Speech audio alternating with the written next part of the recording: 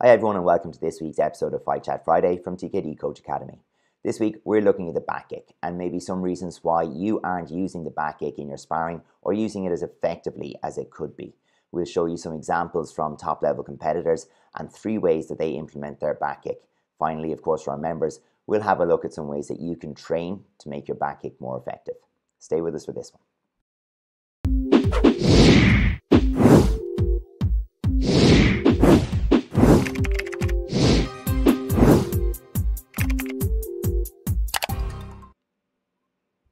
Hey everybody, welcome back to Fight Chat Friday. So when we're looking at the back kick, we're going to specifically look at how we can set this up for counters, in particular against some oncoming traffic. So having a look at maybe like somebody who's rushing forward, maybe setting a blitz against you with some hands, how we can counter with our back kick against some kicking, and we'll show you some examples of this as well. And then we'll show you some ideas of how you can use this in flow and in continuation with other techniques. So we did a poll that came out on Monday last week, which was on our community page, and we just seen that some people are having a little bit of an issue with various parts of it, in particular countering kicks. So we will be showing you some ideas of how you can set this up a little better and some things that you need to avoid to make this effective. Absolutely. Maybe we'll start with a little bit of a look at the back kick used well, and we have some video from Neil Ernest, and it should kind of show some of the niceties of the kick and some of the ways of performing the kick to its very, very best. Absolutely. So here we see Neil kind of coming around on that angle to counter a kick. Here's the second example of dealing with the problem of oncoming traffic, where he's keeping the knees close, heel high. And here's another example of beauty of this one, where he's actually using a step back switch to set the distance and to maintain the space between himself and the opponent. Absolutely. And we can see like some of those really key details. He's got some variations. He can swing it a little bit around the leg if it's countering a turning kick, or and the knee comes a little higher, a little wider. And then we can see it with the knee down, heel up, where he's countering in a straight line, particularly in that on-rushing or oncoming traffic situation. And he's able to switch between the two as it's needed. So nice skill out of Neil there. Yeah, for sure. And the thing is as well, this is in Neil's mind all the time. You can see he's trying to lure people in. And that's an important point if you want to use the back kick, that you need to almost be ready to use it and link up shots with it well, because it will happen in flow from time to time, but it needs to be something that you're a little bit conscious of using. And you can see that Neil almost has the plan here to use some entries and exits out of contact with the back kick. Yeah, and I think that's definitely one of the things that people misunderstand in some ways about counterattacks. They assume it's about how fast you can react with an instinctive, so well-trained response that it happens naturally, where the reality is, it's far easier to counterattack when you've actually set that up, when you've invited the attack. So thinking through where you're going to fit your back kick in is going to be critical to making it come off effectively. For sure. So we'll jump into this on-rushing traffic. We'll have a look at the idea of the counter in the straight line and maybe some of the principles that the best people are using in this one to bring it off to maximum effect. Yeah, this is an absolute peach of a shot here. But you can see, like, this will come up a lot when people are almost pushing the pace at the end of a match, looking for it. And you'll see that a lot of times if you're leading, this shot will present itself. And this is a beauty here from Shimon. And you can see that he actually bounces off his opponent, the amount of force he gets on this. Yeah. But he keeps the knees tight, the heel high, and he's switching back. So you see he's on the red here when he starts, and he ends up then a whole meter behind. So that's an important part to get the switch back. Yeah, so I mean, one of the things that we can start with, and we'll continue to talk as we see further examples, is because you're dealing with someone who's moving towards you, you can't hold your space. There is no amount of improvement in speed in your execution of the kick that you can make that deals with the fact that if the other person's getting closer, you have to be moving away. So very first thing is it needs that switch. The front foot has to go at least to the position of the back foot in order to make it effective. And even on this one with David, you can see he doesn't quite get back that far. His front foot gets caught a little bit early, so he hasn't been able to finish the execution of the kick. You'd love to see a little bit more stretch on it, to make a clearer shot. Yeah, I love this one from Louise here as well, that she takes the step first. So she steps and then goes. And I think that's a important factor of getting the distance and the timing correct for the back kick. And then she fits it in lovely.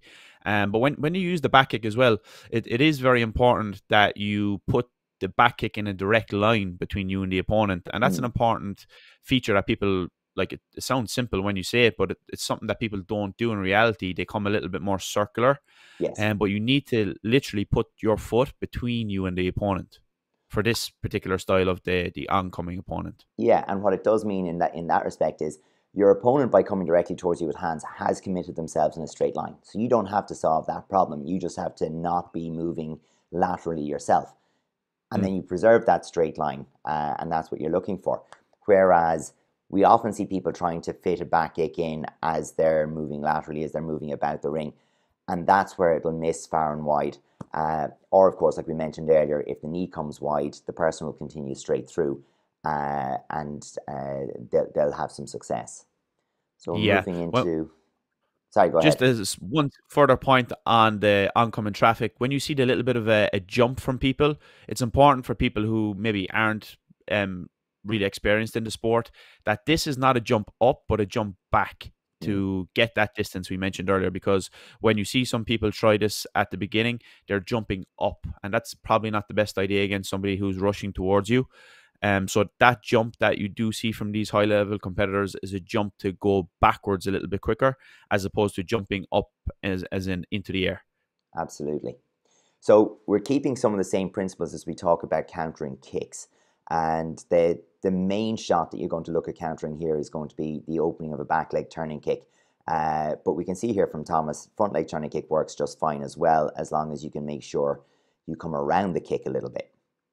And that's the important point. It's a bit different to the one we mentioned earlier of the straight line attack between you and the opponent. This is Yeah, more of coming around, and the angle here is important. And you'll see it in this clip that Thomas actually comes a little bit to the side, and you need that. So he comes around towards the referee here more at that little bit of an angle, and that's very, very important if you counter kicks, because obviously if it's a turning kick, you might get away with it a little bit.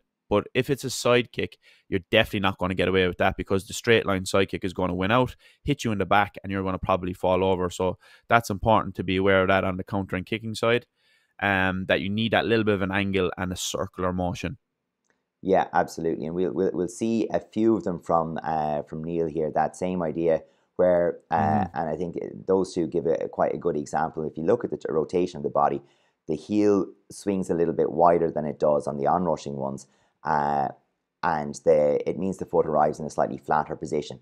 And even in just those last two, he throws both. So we come around here, and the foot is higher, and then we have the knee. Or sorry, the knee is higher, and then the knee is low as he tries to counter the hands that follow. So Mm-hmm. here around the kick, and then here to deal with the hands.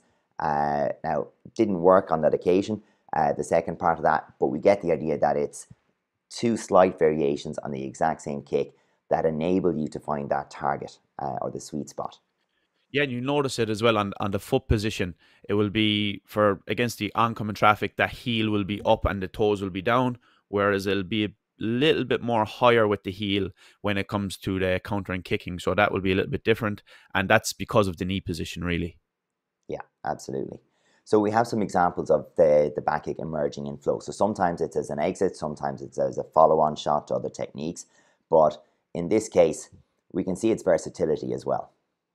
Yeah, and this was like almost like an attacking one from Timothy in red, and then it fires right back again from Sanel. So, this is very useful because it's in contact, and if you're in contact with hands, the back kick is always in play.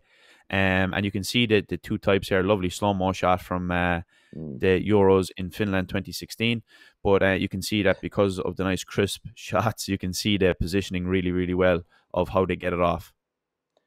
For sure. And we did see both foot positions here. So this one is kind of a safety. It often works very well when we have a split rhythm like that. So he's pushed hard off the blitz and the dolio. There's a space emerges in the rhythm, and the back kick is sitting there as a safety. So the space emerges because Riley has to step away from the turning kick here. He's moving back, but the space has emerged there. He wants to come back into the space, so he's not going to sit on the edge, and that lets the back kick develop. So a nice split rhythm shot from Colm Carroll there. Very nice. And for that split second, you can see it almost looks like he was off balance. Yes. So that baits the opponent in, and this is just great. So yeah, this is the one again Yeah. with Collie. His feet are together for a split second, and he adjusts really well. So the balance is the key there. So you'll see he gets to this position now, sets his feet, and then shoots. He's not shooting while he's off balance. So that's an important little small detail. It's always nice to see Katja in full flow. But what we've got here, the rest of this is almost, it's the fluff that leads us up to what we wanted to talk about, which is, again, that little bit of rhythm split there, because her opponent is expecting the hands to continue from here and maybe continue pushing with the hands. When the hands aren't there, there's a little gap. Her opponent wants to come into the gap. It's natural. We can feel that, and we look to go. Katja's waiting for it there and catches it on the back kick. Yeah, and I think that this is something that I've noticed from the higher level people with the back kick.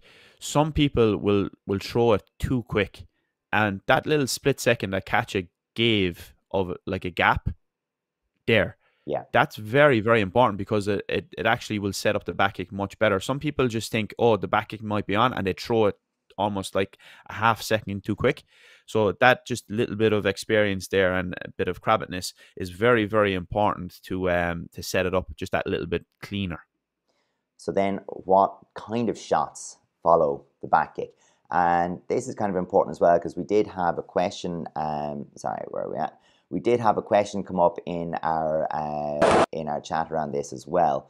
And we were looking at the, how to recover from it. So Richie, do you want to take us through that one? Yeah, so the idea there was basically, what are you looking to do after the kick? Are you looking to go pendulum, step down foot to foot? Are you looking to maybe take an angle and some varying options?